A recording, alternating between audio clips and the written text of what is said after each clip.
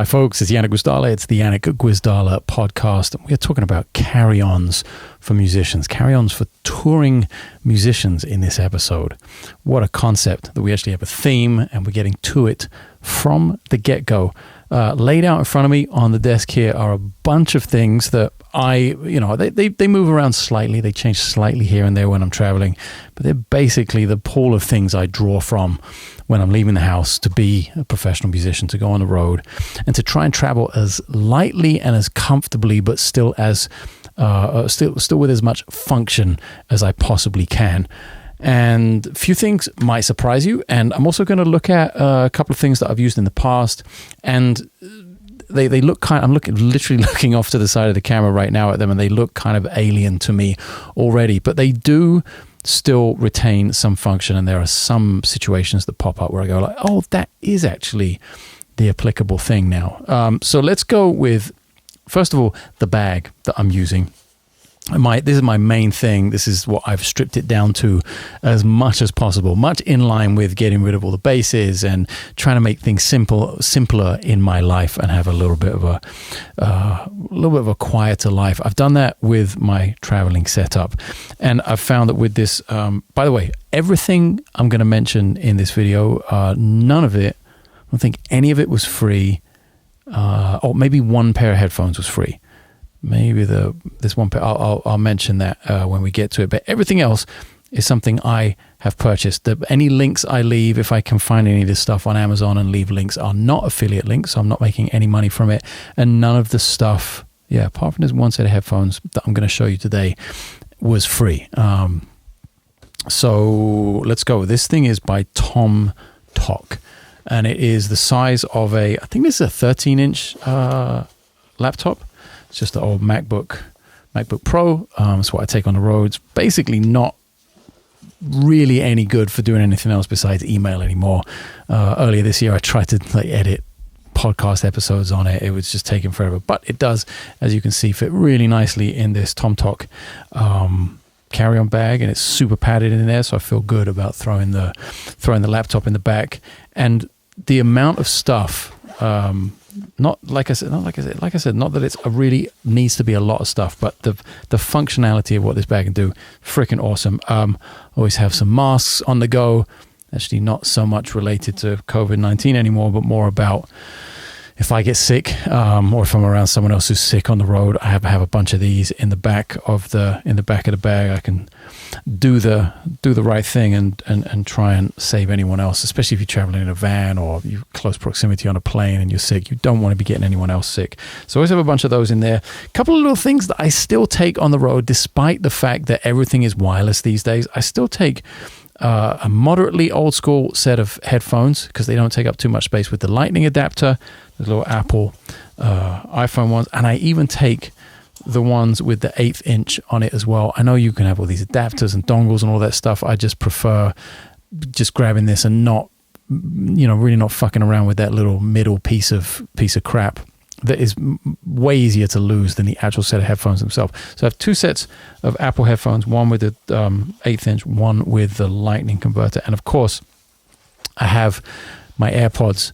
One quick note about that. I was in Italy in the fall of last year, and we played we were in Milan, and I left my AirPods in the hotel, and they look like that. They're the standard AirPods, whatever they are, the new ones, but they're in this white box, this white case.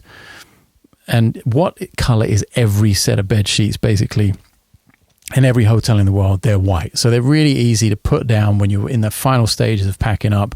It's the only time I've done it, and it's an expensive mistake to make, but I did. I left it on the bed, did the idiot check of the room before I left, and didn't see that I'd left them. They're sitting in the white case. So now anyone watching on YouTube, watching the podcast, you'll see that my wife very kindly, because I was distraught about this. These things are my life. My life revolves around these headphones. They allow me to do so much work on music, on the move and on the go when I'm doing a bunch of other stuff. So my wife very kindly, right around my birthday, got me a new pair of AirPods and got me this kind of lime green case, basically a case. It's not the prettiest color, although it has this nice little rose gold inlay, which is the color of our wedding rings. I think that's why she got it like that. basically it really sticks out on a white bed sheet. And lo and behold, I've been on the road a ton since last October or whenever I lost them, and I see it everywhere. So that's little tip, I guess, for trying not to lose stuff that is super easy to lose, like AirPods. So that's part of my headphone setup. Now, sometimes I'll go a little bit extra, a little bit extravagant, and I'll take like an over-the-ear set of Sony's noise cancelling. That's pretty rare. Maybe like if I'm in a really nice Sprinter van or there's a tour bus or something, some space where I know I can sort of put that and I don't have to, I'm not on the move all the time. And one thing, maybe not necessarily that goes in my hand luggage, but something I kind of associate with the whole kind of moving around, being a musician on a plane and functionality are these, and these were free. Boss did send me these. So those are the only things that could be considered. They didn't send them to me to talk about them or make a video on them, but I do use them. And they're the Boss, what are they called? The Waza Air Bass. Is that what they're called?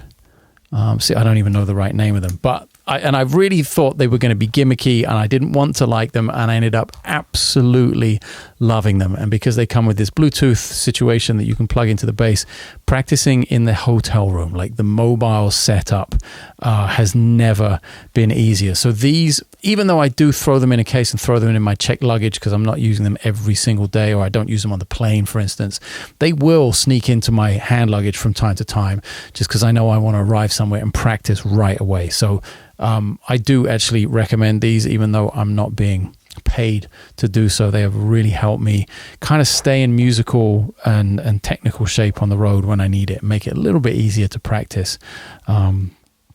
So those are the kind of the very basics. And in the front pocket of this TomTalk, I've always got at least 2 or 3 hard drives right now, because I haven't been home that long and I haven't really unpacked or done any editing. These are my 2 SSD drives, I think a 4 terabyte and a 2 terabyte, if I'm not mistaken. Samsung SSD drives, really useful for editing, makes things super fast. And now you're getting capacity for not millions of dollars, so they actually work a little bit as storage on the road, although I'm still using like one of those Western Digital 5 terabyte external drives. I throw one of them in there as well. I back up all the shows from the GoPro, and any audio that I record goes to that. So all of that is in there. Plus, of course, the power supply for the laptop. One thing that's not in there that I'm going to show you right now, it's a little bit old school. I am, in that sense, not young and slightly old school. And I like having a wallet. And plus, when I move around and when I'm on tour, I need somewhere to stick my passports. And yeah, that's passports with an S, that's plural. I do have multiple passports. Not only do I have multiple nationalities now and multiple citizenships, but the touring advice here for anyone who is going international and needs visas and really needs to move around the world on kind of a regular basis now that we're going back to touring, is to get a second passport. Even if you don't have dual citizenship, is to get a second passport if your country allows it, which I know a lot do, in the country that you're in. I know in the US, I'm a US citizen, UK citizen. I know you can get a second US passport, which I have, and a second UK passport, which I have. And the reason I do that is because sometimes, and of course I'm not Mr. 9 months on the road anymore. This would have been actually way more useful 10 years ago. Wish I'd done it earlier. But so many times over the course of my career, I think I just shook the camera like crazy there. So many times over the course of my career, I've been going into very different places with different people, but quite close together, and in countries that need visas like Russia and China and Japan and Australia and all these places. And you've got one promoter or one management company of an artist begging for your passport, like, we've got to send this in, we've got to get the visa for this tour. But while that visa is being stamped in the passport, you've actually got to be on the road somewhere else. So not only is it good to be able to split that between multiple embassies, and again, I know this is going to be quite a niche piece of advice for people. I know not everyone is on the move internationally all the time. But hopefully throughout this episode, we're going to cover stuff that is useful for kind of pretty much everyone. Hopefully I've made enough mistakes and been through enough shit in the last 25 plus years to be able to offer some advice to everyone. But yeah, the multiple passport thing is super key when you're moving around and when you really are traveling internationally on a regular basis, which I have done extensively and still continue to do. I still have China and Hong Kong coming up this year. Of course, we're going to Argentina in a few weeks. There's a lot going on, a lot of moving parts, and even more so next year, probably more China and Japan and yeah, definitely places that I need. Even I need visas for, even with an American and a UK passport, which are pretty sought after passports in terms of their visa-free travel. A lot of countries, you don't necessarily need the visa, but you need a work permit to be there. That's more what it's all about, rather not the ability to enter the country and stay for a few days, but really to legally work there. So that is something. I like this kind of wallet thing, this zippable wallet. It also gives me the opportunity, and this is hugely important across all the luggage and the bases and the pedalboard and everything. It also gives me the opportunity to throw an Apple AirTag into right next to the most precious things, the things that I can't finish a tour without, can't continue or finish a tour without, which is internationally, obviously, the passport. Like I can basically lose everything else, my clothes, my money, my instrument, my pedals, everything, and still finish the tour somehow. But if I don't have the passport, I can't even get to the next country. So I always have an Apple AirTag in the wallet. There's one in the wallet. There's one in the carry-on in case they get separated. There's one in the pedalboard. There's one in the base, and there's one in the checked luggage. Basically, any piece of anything that's important to me that I have on the road, I have an Apple AirTag in it, and I'm tracking them. And more often than not, it's about the little alert that'll go on the Apple Watch, for instance, when you're away from it. I always have those alerts turned on when I'm on the road. So it can get a bit of a pain in the ass because every time you get on a plane, you are separated from your luggage, and the phone's going, the watch is going, pedalboard left behind, luggage left behind, Janek, blah blah blah left behind. But when you're walking around or you're leaving a hotel and you're like, oh, you're 10 minutes into the drive to the airport, and suddenly bzz, bzz, bzz, and your watch is telling you, oh, by the way, you left your wallet or something at the hotel. That is seriously useful. That's a piece of technology that I'm a massive fan of, and it's kind of saved my ass a few times as well. And actually, more often than that, and most commonly, what it is about peace of mind to see, did your bags make it on the plane? Are they, when you land, are they in the same place as you? If not, how far away are they? There's so much you can get done if you act fast. If I know that when I land and I get service to my phone, the first few seconds that I land on the tarmac somewhere, and I can check where my bags are, if I see that they're in a previous airport, I can immediately get on the phone with the airline and start making things happen, start making inquiries, red flag it and say, hey, what's going on? My bags are here. I really need them there. What can we do? What's the schedule? And then within the space of 5 or 10 minutes, I can have that information and have a little bit more peace of mind when it comes to knowing where my stuff is. Even if I know they're not going to make the gig, or they're not even going to make that city, and I'm going to connect with them somewhere else, it's really useful to be able to plan for, like, hey, do I need to buy clothes for a week, or is it just until tomorrow? Can I go to H&M in Munich and like get a t-shirt and a pair of pants and look vaguely presentable for the gig? Get some toothpaste and a toothbrush at the front desk and be okay. Or am I planning for a week? When you know that, it just makes things run a little bit more smoothly on the road. And the more proactive I can be, the better with that. I'm actually working on a video, still in production, this video for the flight case thing and the traveling with the instrument. That's going to be kind of a banger. I think that's going to open a lot of maybe a lot of eyes. It's going to cause maybe a little bit of controversy in terms of everyone's really different in what they do and what their needs are and how they travel. But I'm putting a lot of work into it. It's taking some weeks so far to get together, but I am working on that. And the only reason I say that is related to travel and making some of these travel videos for the main channel. I want to talk about the whole airline thing and status. I talk about it a little bit in podcasts and in interviews and just drop bits of information here and there. But I want to make a really comprehensive video when it comes to how that works specifically for musicians. And that doesn't have to be specific to bass players or even jazz musicians. That can be specific to the music world across the board. and I have a lot of information that I've gathered over the years to share with you all. So that is starting to take shape as well. I'm sort of writing bullet points and scripting a few things and getting visuals together for that while I finish off the traveling with the instrument video. So in the next month or so, there'll be a lot of information about all of this stuff.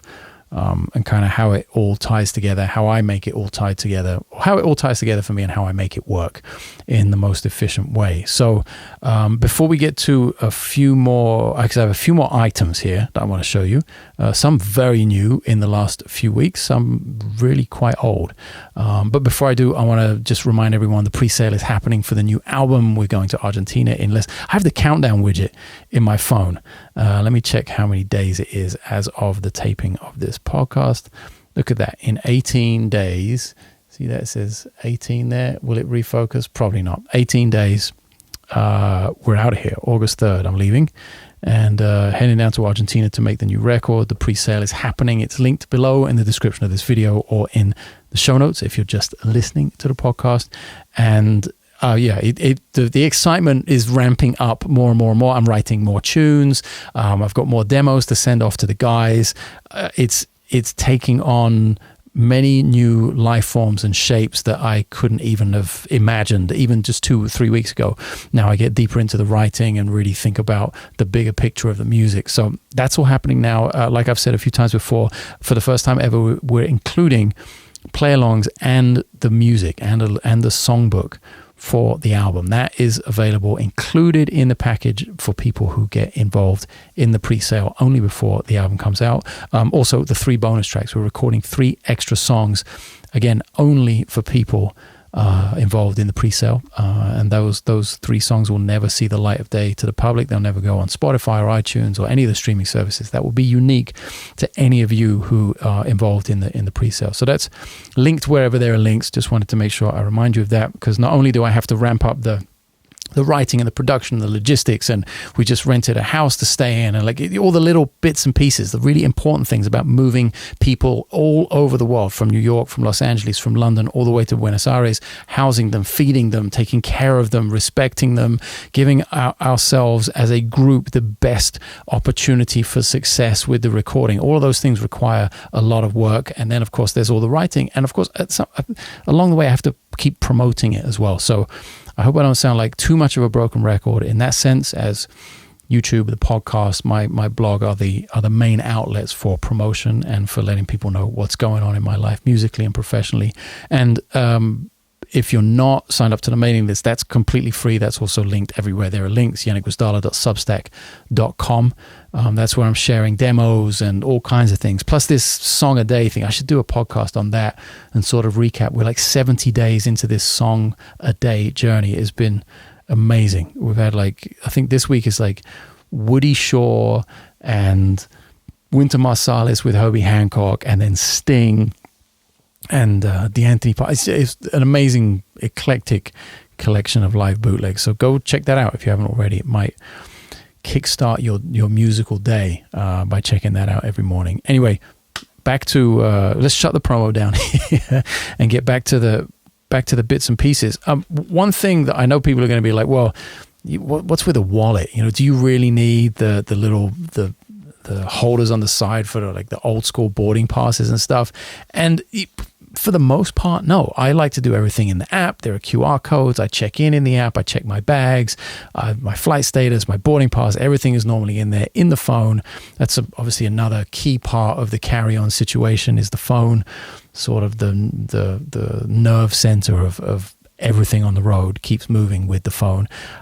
But this most recent trip, I went to London, my best friend's 50th surprise party, and I just went there literally for 15 hours. And it was quite a unique trip for me. I've never been to London, of all places, my hometown, my home airport, London Heathrow, and seen on the ticket Connection.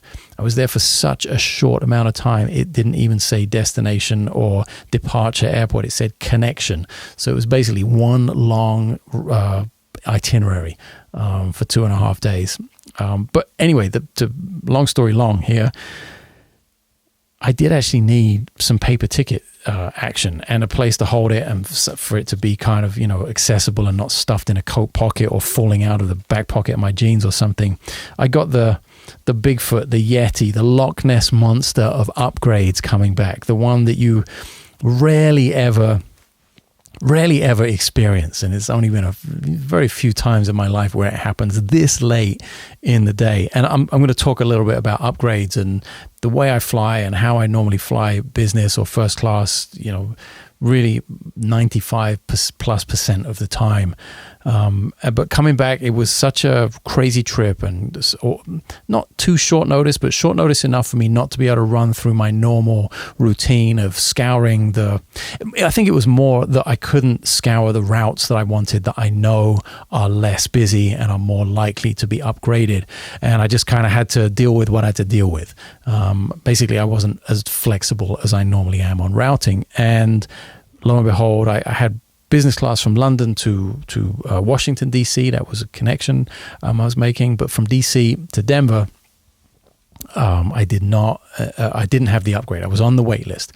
I was number 1 on the wait list, and there was one seat open. I was like, oh, well, okay. But good chance that if nobody else buys the flight or checks in or whatever, there's no other high status travelers on the flight. Looks pretty good to get it. And then at the last minute, everything was upside down. Weather was crazy in DC, and we couldn't take off to the west because of huge thunderstorms. And suddenly we're grounded. We get out on the tarmac. We go back to the gate. A couple of hours, like massive delays. We get up. They deplane us. We get off the plane. And while all this is going on, like stuff changes. It changes drastically when people are moving to different flights. Sometimes that's a good thing. Say you're number 4 or 5 on the wait list, and you get sent back to the gate after a delay. Maybe 4 or 5 first class customers get off and they get on another plane because they need to get somewhere, and that's their only option. So suddenly there are seats open. The exact opposite happened. I got back on the plane and still in a nice seat in 7C with all the leg room in the world by the door, the main door. So there's just open space in front of you, which is not a bad. It's not a bad coach seat to be in, but I'm sitting there. I looked at the list. I'm like, oh man, what happened? Suddenly I'm like number 4, and it looked like the last names on the list. It was a family, so they were traveling together. But for whatever reason, we're talking like maybe 30 seconds before they close the door, and we are already 3 hours delayed. Somebody comes down, a gate agent comes down the aisle and said, Mr. Gwizdala, and hands me the paper ticket. So you've been upgraded. So that's like the Loch Ness monster of upgrades. You're rarely sitting in coach and then get the nod to go up the pointy end, grab your bag, and actually go be treated like a human being for the flight.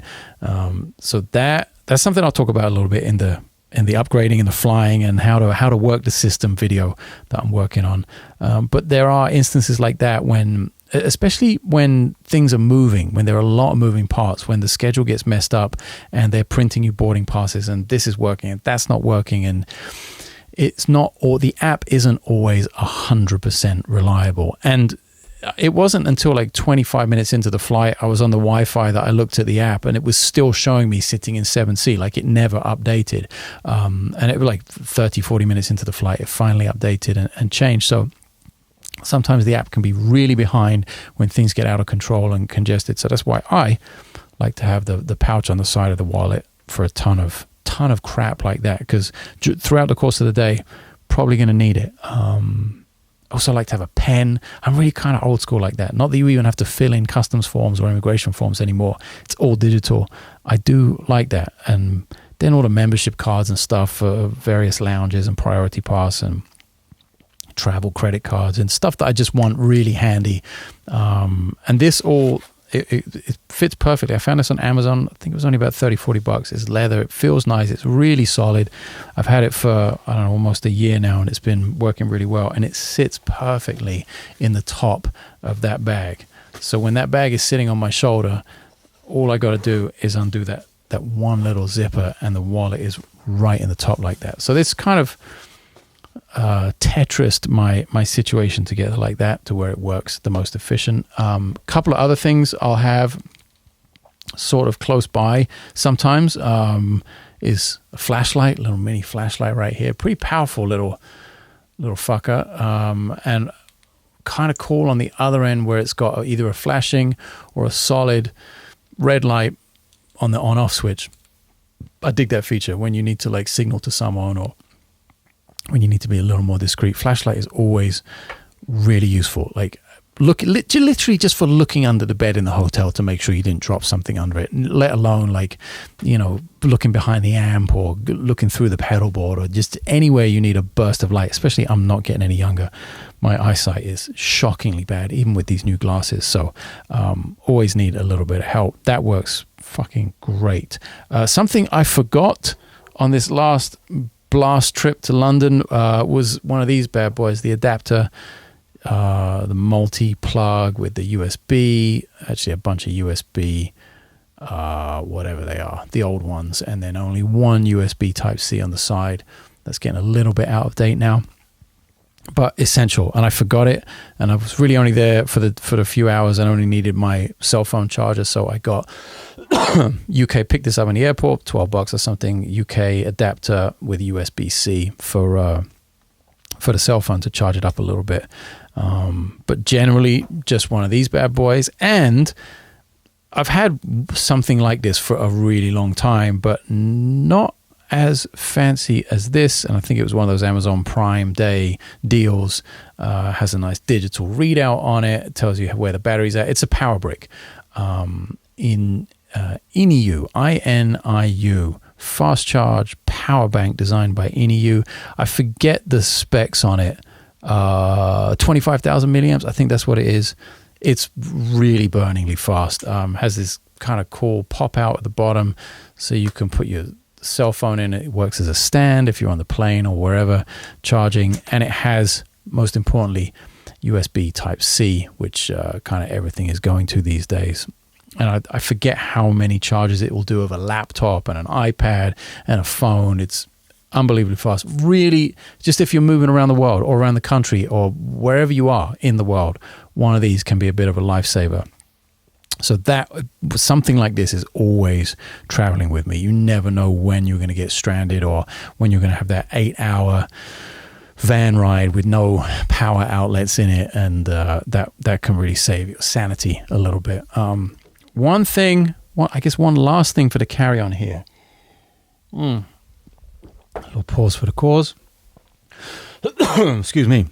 One last thing for the carry-on, and something not a lot of people, but enough people to make me consider boring most of you with it. But telling the people who asked to doing a whole episode on this is my watches. I'm a big watch fan. Ignore the Apple Watch. This is just for health reasons. The real watch is always on the other wrist, on the left wrist. And I do, sometimes take a bunch of watches on a tour with me because I want to change it, switch it up each night. And it's as much of a functionality thing as it is a fashion thing, I guess, as well. So I have this roll by Barton, this little watch roll that lets me take 1, 2, 3, 4, 5. I can take 5 watches in there. I'm not going to get them all out now, but that's basically how I roll around with a few watches to wear. And I've been doing it less and less these days just because it's just yet another thing. It's another thing to carry. It's another thing that it does fit in the TomTok carry-on, but it's a little bit bulky. And it means I'll sacrifice maybe a pair of bigger headphones. I'll definitely sacrifice something to take the watches. So I've kind of just been going with the one on the road. But who knows? That kind of comes and goes. And I know a few people over the past weeks and months have asked me about the watches, and maybe I'll talk a little about them in a future episode. Maybe leave me a comment if you were one of those people, or 10 or 20 of those people. If we get the numbers up, then I'll consider it worth doing. And I love watches. I've always wanted to have a watch podcast and talk about them. I'm crazy about horology and design and functionality and history, and it's always been a really really fascinating subject for me, and could never afford one as a kid. And a little bit later in life here, I have a couple of relatively low-key but pieces that I like, and bought a watch to wear at mine and Chelsea's wedding, which was kind of super vintage and just beautiful. I'm talking about all the watches now. I'm not going to do it, but if you want to hear about it, I'll do a quick episode, maybe a 30-minute episode one of these weeks, and talk about the watches. And my whole thing being time and sound. Like, I talk about time and sound all the time. I think about that a lot when I'm thinking about watches, and how important time is on on a lot of levels, not just playing in time, but the time we have, and it being, the most precious commodity I think a human being has, and something you can't buy, and something is finite. So a couple of things here that make it in and out of the orbit of Carry-Ons. Like I mentioned, I actually use this to go to London because something I never do is really carry clothes and a bunch of stuff that you need to go to a friend's party. Never carry that shit normally. It's all the stuff I've just shown you. It's very functional. It's very music specific. But I needed a couple of changes of clothes, and I had my pants and jacket was like pressed, and so I did actually have a suit bag that I carried. This is like the most normal looking person getting on a plane I think I've been in a really long time. I had the old Ted Baker bag with the coat hanger in it, so I could like keep the stuff nice and carry it on. There's the coat hanger effect still in there. Of course, once the party was done and I was heading home, I just stuffed it all in the bag and came home with one piece. But this is an Oakley, I don't know what bag this is. I bought this, I remember when I bought this in 2017, and it is still going incredibly strong. Again, Oakley not a sponsor, but this thing just reminded me, taking this trip last weekend, how badass this bag is and how much I've used it. You'll see it in the vlogs like crazy. If you look at the vlogs from 2017, being on the Last Minute World Tour, that was basically my thing. Everything went in there, cameras and glasses, just all the shit I've told you about, but like times 5. So it got a bit heavier, got a bit bulkier, and doesn't always fit under the seat in front of you, that kind of thing. You can't always just be the last person on the plane. I guess that's another nice element of traveling with the TomTok is that's it. You guys know I'm the check the base under the plane guy, and this fits anywhere as long as you're not in a bulkhead row, exit row. You can't have any kind of bag or anything in an exit row or the bulkhead when for takeoff and landing. So I always make sure I'm one bag, 2A or 2L. Those are my favorite seats when possible. I stuff it under the seat in front of me. I'm normally the very last person on the plane. Unless, I don't know, unless it's like, I actually quite like on the super long haul, like when I go to Argentina, for instance, I think I have a connection in Houston, but direct from Houston to Buenos Aires is like 10 and a half hours. I actually like getting on the plane and getting settled a little bit, even starting a movie. Like if I board the plane first and start a movie, I can be 25, 30 minutes into a movie while they're still boarding and just sort of really relaxed and enjoy, especially flying business. I like to enjoy the most the hospitality, shall we say, the adult sodas that they offer you before takeoff. It's always a nice little touch and sort of sets me up for the routine for getting some sleep on the plane. But this is great. The TomTok is great for being able to be the last person on the plane, especially if you haven't got the upgrade and you're sitting in coach. You're like, I don't need to be on this fucking flying baked bean can for 3 seconds longer than I need to be. So I'll always be last in that case. And then a little more extreme than the Oakley as a carry-on, I have used the Pelican 1510. I think I've showed you guys this before. That's what I use for my pedals. Now I check this most of the time now because I don't want to be walking through the airport with gear. And I will show you inside. See, there's an Apple AirTag sitting there. And I have this is like the carry-on lid function thing. You screw this into the top and it gives you 1, 2, 3. It gives you 5 pockets. So it's more kind of geared towards being a carry-on, I guess, like for toothbrush and shaving gel, whatever. Put your socks here and your underwear there. I don't know. I use it with the pedals, so I can put like spare cables and kind of accessories in there for the pedal board.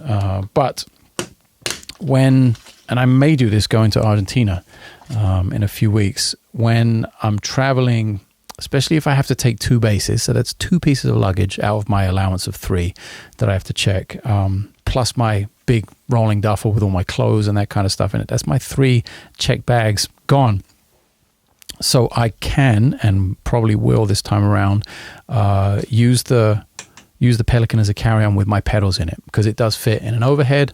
It's a little bit heavy when it's full of pedals, but if you're cool and you're in decent enough shape to pick the thing up and put it in and make it look like it's pretty light, you'll get away with it, no problem.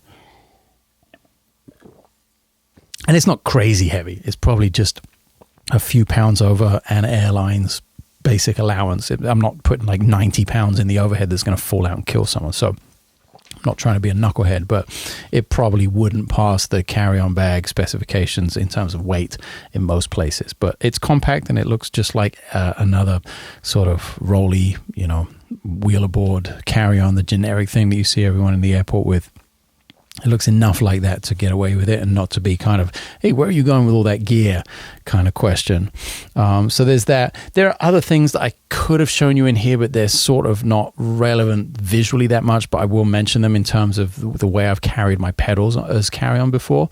I've taken the mono, whatever it was. They sent me a really nice bag, pedalboard bag, and I did take that on a tour in late 2019, something like that, and it just wrecked my shoulder. I put far too much in it. It was my fault. Really nice bag, fit on all the planes, but I put way too much weight in it for it to be functional.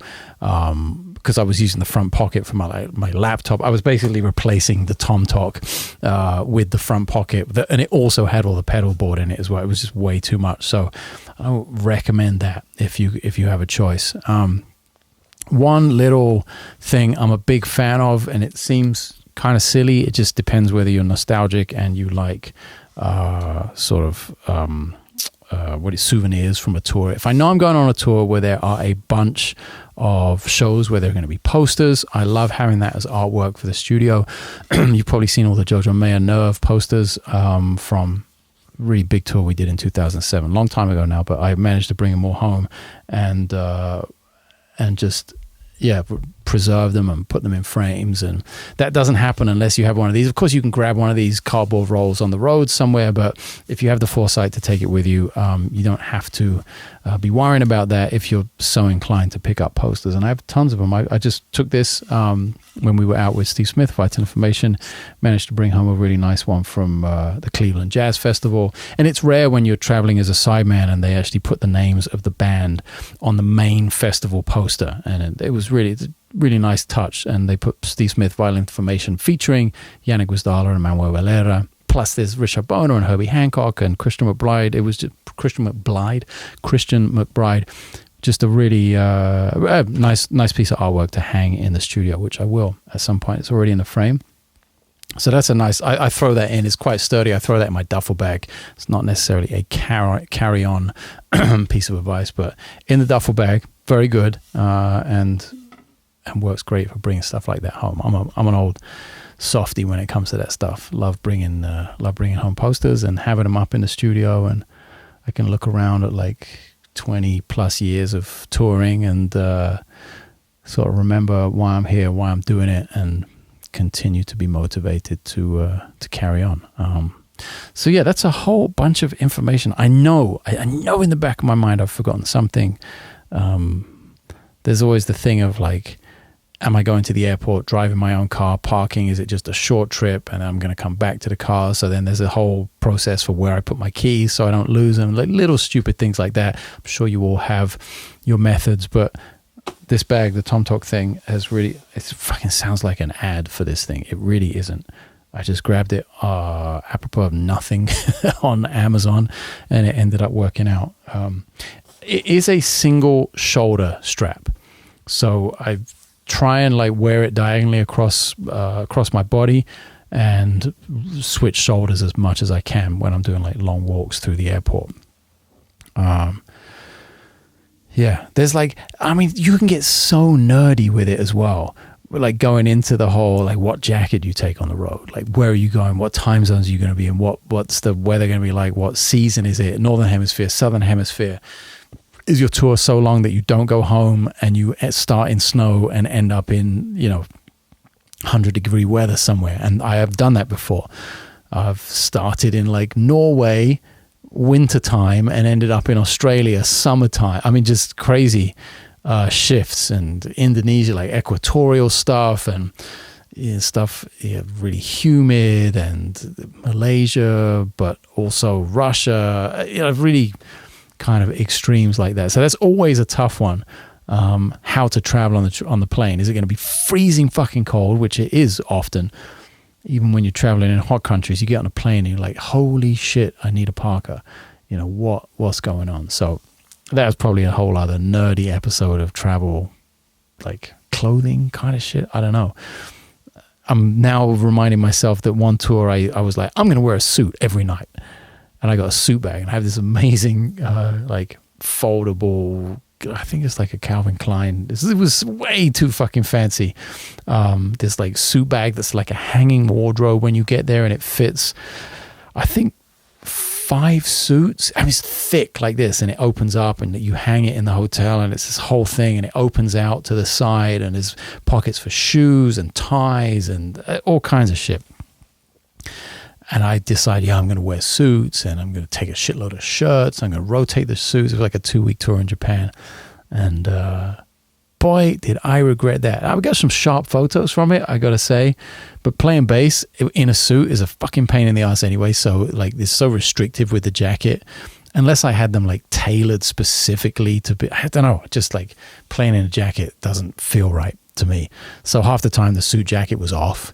And it was just like, oh, dude is wearing smart pants and a shirt. It wasn't like, it kind of, you missed the suit thing then. It's not like that upright bass thing or trumpet player leading an ensemble looking like it's like 1949 or something. Yeah, I don't know what I was thinking, but I tried it. That's another bit of experience I can share with you and say, unless you absolutely have to, unless you have someone on the road taking care of your suits, which is, I think, fairly rare. I don't think I'll be wrong in saying that. It's probably way more trouble than it's worth. So now it's still a consideration. It's like, what the fuck especially as I'm the band leader most of the time now that I go on the road with my own group. It's like, what do I take? What do I want to wear? Like, holy shit. I look back on some tours and I'm like, you look kind of like you were coming home and not having a house. You know, you really did look kind of down and out on some of those tours. I wasn't. Just ended up like that. And on some tours, you're like, oh, that's way too much. You put way too much thought into that. So still, all these years later, trying to strike a balance on that. And just the amount of shit I take as well. Holy crap. That can get out of control in a real hurry. Yeah. Oh, I should have said this right at the beginning, because last week's episode, I talked about signature basses. And within 20 minutes of the episode going live, 3 or 4 people like sent me direct, like the people I know sent me like text like, did you see the last 2 episodes of the SBL podcast? And I had not. And they were basically talking about signature instruments, and I have since gone back and listened to them, and I think we talked about a couple of similar things. Actually, maybe we had some similar views, but also I think myself and Scott and Ian were actually had different kind of, in general, maybe different opinions on a lot of the stuff, it seemed. Actually, by the time I listened to the 2 episodes where they were talking about it, I'd actually kind of forgotten what I'd said in mine. But a few of the things were like, oh, yes, totally agree with that. And a couple of things were like, oh, I would do that differently. You know what I mean? Which is good. It's good to hear different opinions. And it's also just good to hear like another take on it. And like Ian, I guess, it recently has a signature, but I forget the name of the company now as well. Fuck, that's really bad. But one of that episode was talking about the fact that he had worked with a company and made a signature bass with his initial, right, that was it, with his initials in the name rather than the name on the bass. I thought that was kind of a slick way of doing it, putting it in the name rather than putting the name on the bass. And I had talked briefly about whether people wanted, that's what I was going for in my podcast. I was like, whether people wanted that. And I remember the Patitucci thing had the name on it, and I don't know whether Billy Sheehan's did, but also I think I mentioned that Billy Sheehan's bass was like super specific with the kind of weird fret thing and the stereo output, and obviously works very well for him, but it might not be the most useful thing to a super wide audience. But then at the same time, are you making a signature instrument for a super wide audience anyway, or is it really more extra niche, you know? So yeah, all interesting stuff. And then there was some comments and feedback on the podcast from my episode from last week. I'm sorry that I haven't been able to get to them. It's been a hectic week, and will continue to be so as I wind up production here and really try and find another gear to get into with all this stuff going on. yeah.